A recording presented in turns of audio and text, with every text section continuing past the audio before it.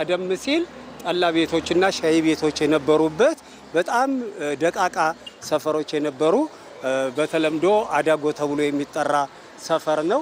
አሁን ዛሬ ግን እጅግ በጣም የተዋበ የህንጻዎቹም ውበቶች እንደገና መዝናኛው ያው እንደምታዩት አሁን ምንን የሚያገኛችሁኝ እዚህ ከልጆቼ ጋር አረፍ ብዬ እየተዝናናው ባለሁበት ሁኔታ ነው።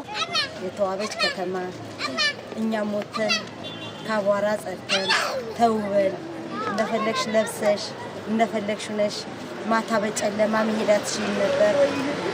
እድሜ መስታወት ነው።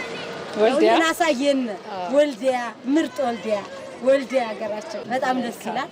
ስትሄጂ ብታድሪ አሁን ሰላም በቃ መብራት አንድ እንደፈለግሽ የትም ሴት ልጅ አምሽታ ይሄን ያክል ህዝብ አይበዛም ነበር። ከመሸ በኋላ ሁሉም በጊዜ ስተር ነበር መብራት ስለነበረ።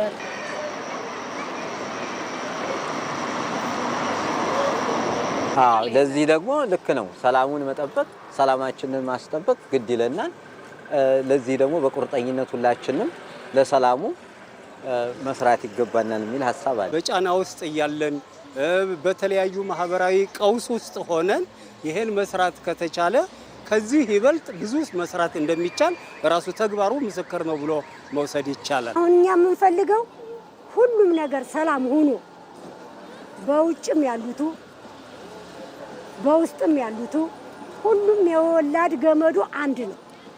ሁሉም ሰላም ፈጥረና ሁሉም ሰላም ሆነና ዘንተን እንድንዟዟር አመራርም ዘንቶ እንዲዟዟር ነው የምፈልገው።